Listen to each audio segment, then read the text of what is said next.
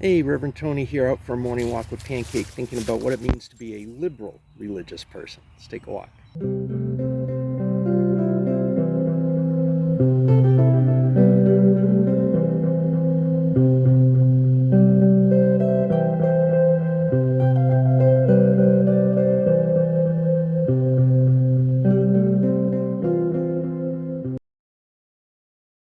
In a mid-20th century essay called Guiding Principles for a Free Faith, the Unitarian theologian James Luther Adams outlines 5 ideas he says are central to liberalism. These have since become known as the 5 smooth stones of liberal religion. Let's take a look at what they are. The first principle of a free faith, stone 1, is that we always have more to learn. Revelation is not sealed, as James Luther Adams says. The truth was not set down once and for all time in one holy book, one religion, one prophet, one teacher. There's always more to learn. The second principle of free faith is that all relationships between human beings should be based upon mutual consent and respect and not coercion. The third principle of a free faith, stone 3, is that we have a moral responsibility to create a just and equitable social order. The fourth principle of free faith, or stone 4, is that there is no such thing as the immaculate conception of virtue. In other words, good things won't always just happen. We must use our human agency and be involved in making good happen.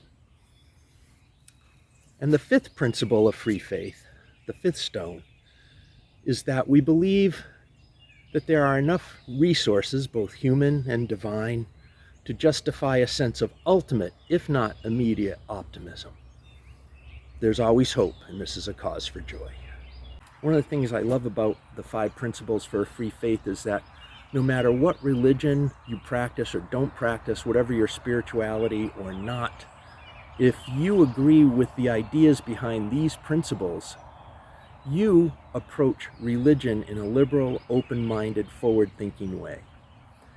And you can approach your religion this way if you're a Christian, if you're Jewish, if you're Muslim, Buddhist, Hindu, pagan, even atheist.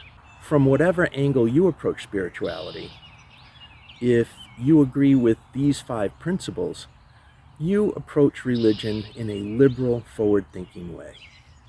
Open-minded, willing to learn, willing to change, willing to adapt as we learn new things.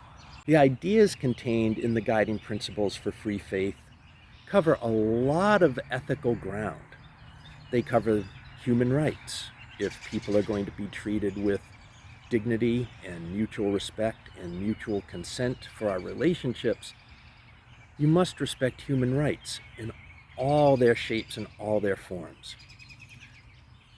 If we believe that revelation is not sealed and we always have more to learn, we don't get stuck on forcing the reality we find ourselves in into conformity with outdated ideas and rules.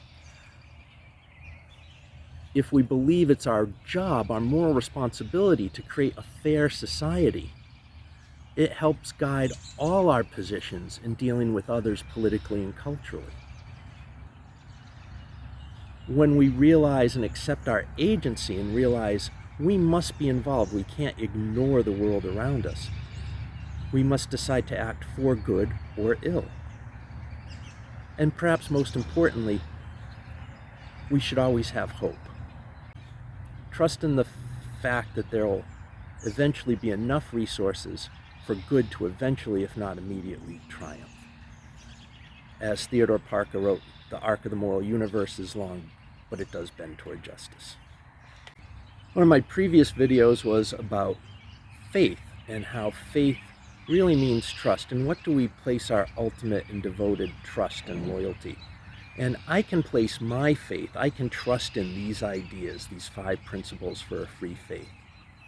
I think they are wonderful guides, and they have helped me steer my life and my thinking ever since I've learned about them.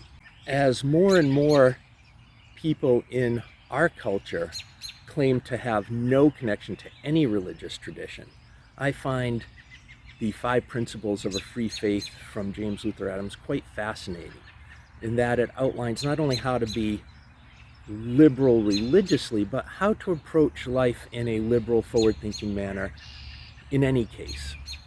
Pancake and I thank you for watching today's video.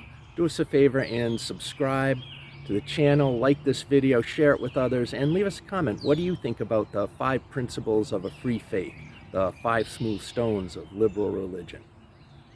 We'd love to hear from you. Until next time, Pancake and I love you. Bye.